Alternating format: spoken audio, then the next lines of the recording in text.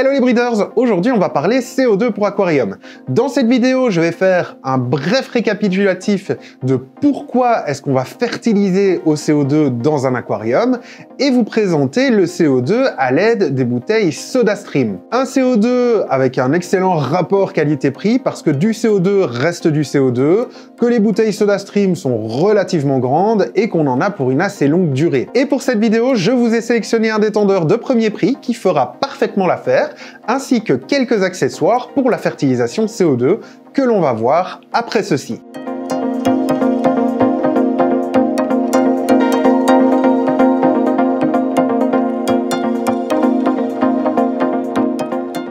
Bienvenue à toi si tu découvres cette chaîne orientée 100% crevettes. Tu y trouveras des conseils sur la maintenance des crevettes, la reproduction, sur l'aquariophilie en général. Tu y trouveras également des conseils sur la sélection, la génétique. Tu y trouveras mon retour d'expérience et j'espère que tu y prendras beaucoup de plaisir. Parce que c'est mon objectif. Quoi qu'il en soit, installe-toi confortablement, c'est parti pour une vidéo CO2. Le CO2 en aquarium, c'est la grosse question. Alors je vois sur les réseaux qu'il est de plus en plus utilisé, pas toujours à bon escient. Certains vont l'utiliser pour faire descendre le pH, ce qui n'est pas spécialement une bonne idée. Alors on peut, mais il y a quand même un risque si on a une instabilité du pH, donc de la dureté carbonatée, qui est l'élément qui va justement permettre de réguler le niveau de CO2, de le stabiliser. Mais ça, on y reviendra dans une vidéo plus spécifique sur les paramètres d'eau. On voit également une fertilisation de CO2 pour des bacs très plantés. On voit une fertilisation de CO2 pour des petits aquascapes. On voit une fertilisation de CO2 pour des bacs avec un petit peu de plantes. Mais finalement, pourquoi est-ce qu'on va fertiliser son aquarium au CO2? Alors la réponse elle est simple, parce que dans les aquariums, donc si je prends l'exemple de mon aquascape ici sur le côté, on va avoir des plantes. Et qui dit plante dit photosynthèse. Alors c'est une des raisons qui va faire qu'on va avoir besoin de fertiliser son aquarium au CO2. Je m'explique. La photosynthèse, elle est basée un petit peu sur le cycle du carbone. C'est pas un petit peu, elle est basée sur le cycle du carbone. Donc c'est-à-dire, en très gros résumé, que les plantes, la journée, vont consommer du CO2 et produire de l'oxygène. À l'inverse, la nuit, elles vont rejeter du CO2 et utiliser l'oxygène. Ce processus de photosynthèse a lieu en phase d'éclairage, donc c'est-à-dire lorsque l'aquarium est allumé. Ici, pour le moment, mes plantes feront de la photosynthèse, et donc c'est-à-dire qu'elles consomment du CO2 et produisent de l'oxygène, ce qui est excellent pour les habitants de l'aquarium. Alors, ce qui pourrait être problématique et nous faire amener à fertiliser un aquarium avec du CO2, c'est que les plantes, lorsque l'aquarium va s'allumer, elles vont commencer à consommer le CO2 qu'elles ont produit la nuit. Donc je ne sais pas si vous me suivez, la journée, elles absorbent du CO2, elles rejettent de l'oxygène. La nuit, elles absorbent de l'oxygène, elles rejettent du CO2. Le pH, lorsqu'on va le mesurer en phase d'éclairage, sera plus élevé que si on mesure son pH en phase d'aquarium éteint. Donc, simplement, le CO2 dissous dans l'eau va avoir une forme acide, donc il va se lier à l'hydrogène. Je vous passe les détails chimiques. Et donc ça va acidifier l'eau. Mais revenons-en à notre photosynthèse. Les plantes qui vont absorber le CO2 en phase d'aquarium allumé, dans un aquarium qui n'a pas de fertilisation au CO2, finalement, elles vont rapidement consommer ce CO2 parce qu'elles en ont besoin pour faire la photosynthèse. À ce stade, est-ce qu'il faut ou non fertiliser son aquarium? Alors, on n'a toujours pas répondu à la question, par contre, on a apporté un élément de réponse. Il y a différentes choses qui vont entrer en ligne de compte dans la réflexion sur la fertilisation CO2, à savoir l'éclairage. Et donc c'est d'ailleurs lorsqu'on a un bac planté, que ce soit un aquascaping, un autre bac avec énormément de plantes, si on voit que les plantes ont du mal à pousser, ont du mal à prendre un petit peu leurs aises, la première question qu'on va se poser, c'est est-ce que j'ai un éclairage adapté? Donc ça, on le verra dans une vidéo sur la qualité d'eau. C'est de choisir son éclairage en fonction du type d'aquarium qu'on a envie de faire. Donc la première question, c'est est-ce que l'éclairage est adapté? Si on a un éclairage qui n'est pas trop intense, on peut toujours opter pour une majoration de l'intensité de l'éclairage. Donc ici, je prends l'exemple de mon aquarium sur lequel j'ai mis une rampe Aquael Sony. Si jamais je vois que j'ai pas assez de lumière dans mon bac et donc comment est-ce que je vais le voir? je vais avoir probablement, et parce que c'est un phénomène normal dans les aquariums, un développement d'algues, alors des algues vertes, des filamenteuses principalement, c'est souvent ce qu'on a en phase de cyclage. Je vais voir des plantes qui vont aller chercher la lumière sur le dessus, et des plantes qui vont peut-être pas spécialement bien se développer. Dans ce bac-ci, j'ai en plus des plantes rouges. On va avoir un rouge qui va avoir tendance à se ternir un petit peu. Donc ça, c'est un premier point qui peut me faire dire, avant d'y mettre du CO2, je vais majorer mon éclairage. Ce qui n'est pas le cas ici parce que mes plantes se portent très très bien. Par contre, j'ai un aquarium qui est fortement planté. Et c'est une des indications à la fertilisation CO2 d'un aquarium, c'est un aquarium avec une plantation qui est relativement dense. Pourquoi? Parce que le taux de CO2 optimal pour un aquarium planté est de 15 à 30 mg par litre d'eau. Et donc c'est un autre point dont on va discuter lorsqu'on verra le montage du kit SodaStream, qui va permettre de dire qu'on va adapter finalement la diffusion de CO2 dans l'aquarium.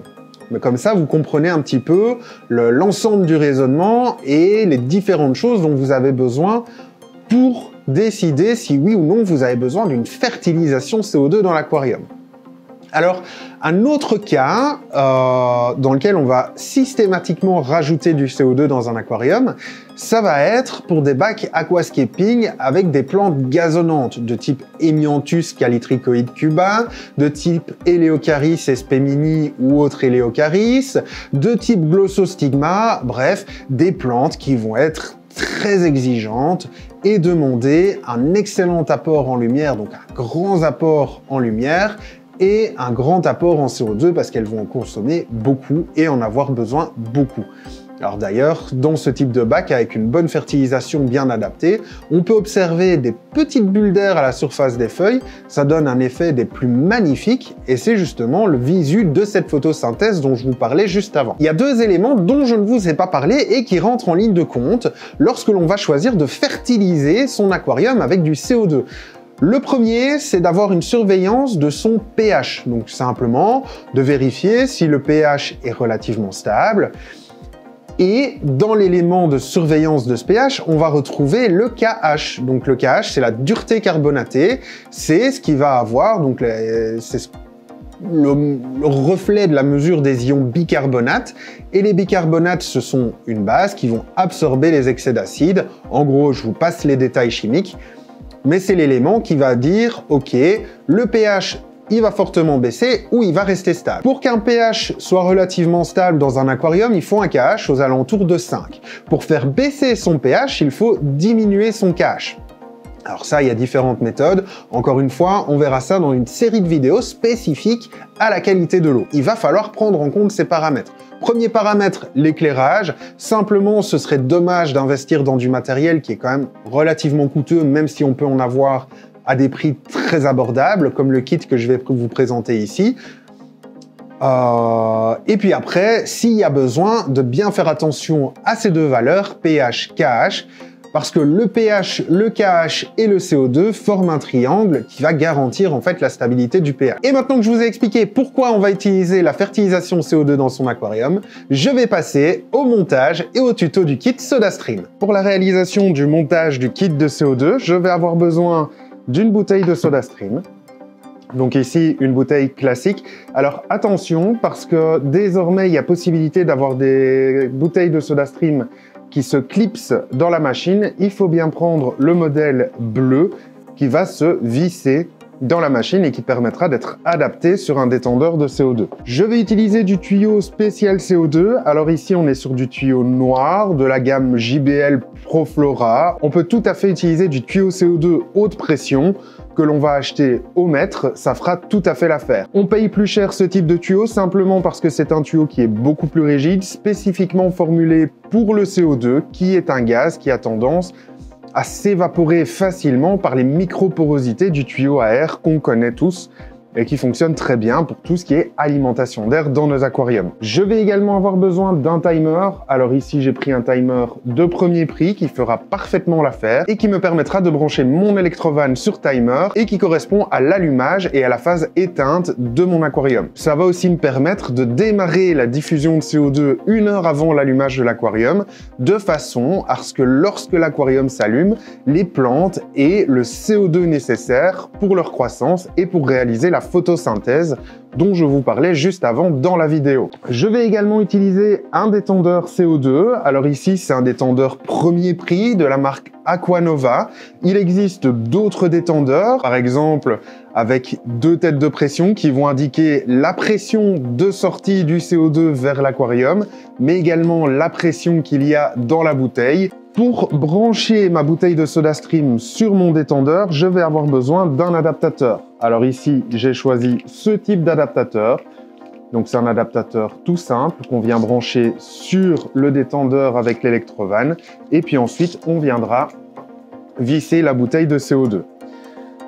Pour la diffusion du CO2, en plus du tuyau, j'ai choisi une diffusion avec une petite céramique en verre, également de la marque Aquanova. Alors c'est relativement abordable au niveau du prix. La diffusion céramique, c'est l'une des meilleures diffusions que l'on peut avoir dans l'aquarium parce qu'on va avoir des petites bulles de CO2 qui vont se dissoudre très bien dans l'eau. C'est un petit peu le gold standard, si je peux dire ça comme ça.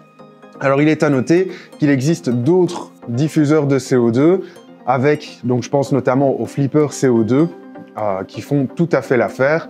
Ici, c'est la présentation d'un kit entre guillemets premier prix, mais qui fera l'affaire sur du long terme. La première chose que l'on va faire, c'est venir retirer cette partie bleue sur la bouteille de CO2 qui va nous permettre de retirer le capuchon qui protège le pas de vis. Particularité avec les bouteilles de SodaStream, ce sont des bouteilles qui possèdent une sécurité. On peut donc, au besoin, retirer la bouteille avant qu'elle ne soit vide. À l'instar des bouteilles sur d'autres marques qui ont un petit opercule qui va être percé et qu'on ne pourra pas retirer tant que la bouteille n'est pas vide. Simplement, on va avoir une fuite de CO2 et ça peut être dangereux. Donc ici, on a un élément de sécurité en plus. Alors les bouteilles de SodaStream sont d'environ 425 grammes et tout dépend de la diffusion de CO2 qu'on utilise, mais elle dure en général 3, 4, 5, 6 mois. Encore une fois, ça va dépendre du niveau de fertilisation CO2 dont vous avez besoin dans votre aquarium. En ce qui concerne l'Electrovan, donc j'ai pris ici une Electrovan de chez Aquanova. On va retrouver le manomètre qui va nous indiquer la pression à l'intérieur de la bouteille de SodaStream, le compte-bulles et la molette ici qui va nous permettre de régler le débit de CO2 que l'on va mettre dans l'aquarium. Petite particularité, je vais utiliser ici un adaptateur qui est droit et donc je vais avoir besoin de modifier l'angle ici de mon compte-bulles. Alors ça, c'est très simple à faire. Il suffit de prendre une pince pour venir retourner l'angle et le mettre vers le haut. Et donc, une fois fait, ça donne ceci. On a notre capteur de pression, notre petite molette et notre compte-gouttes pour la diffusion CO2.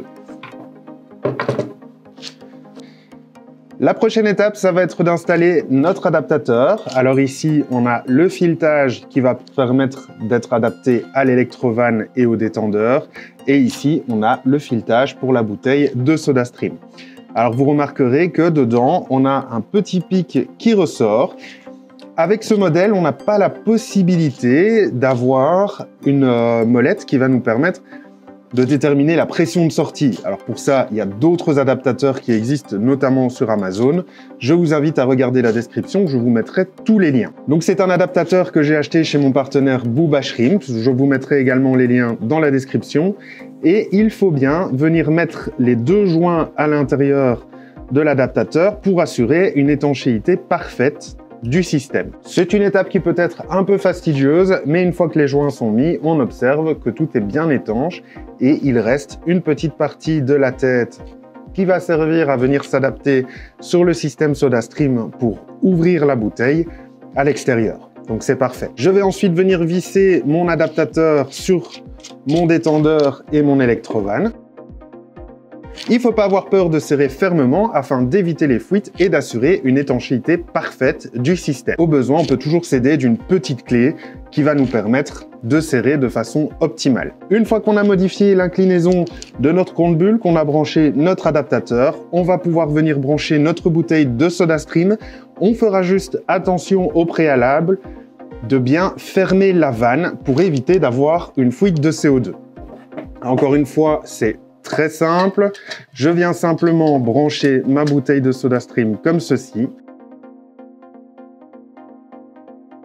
Une fois monté comme ceci, le système de CO2 est prêt. Il n'y a plus qu'à remplir la chambre compte-bulle avec un petit peu d'eau de l'aquarium, le brancher et réaliser le raccordement avec le tuyau CO2 pour démarrer la diffusion. Je peux soit venir dévisser cette dernière à ce niveau, comme ceci, soit simplement retirer le petit capuchon sur le dessus et remplir avec une petite seringue ou une petite pipette. Je n'en ai pas ici, donc malheureusement, je vais choisir la première option. Alors, la chambre compte-bulle est relativement robuste. On est sur de l'acrylique, on n'est pas sur du verre. Attention, ça peut se rayer facilement.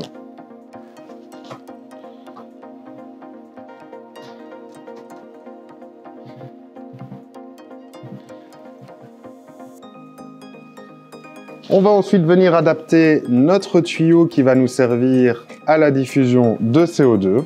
Donc pour ceci, on vient mettre la pièce dans le tuyau. On branche sur notre compte-bulle et on revisse le tout, encore une fois, pour assurer une étanchéité parfaite. Alors il ne faut pas avoir peur de bien visser. Et notre système est prêt à être installé dans l'aquarium.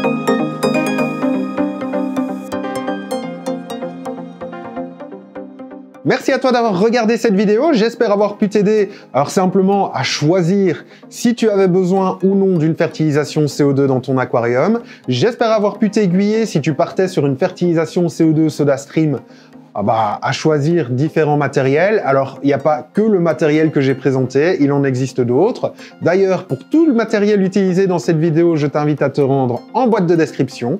Je te mets différents liens avec les matériels que j'ai utilisés.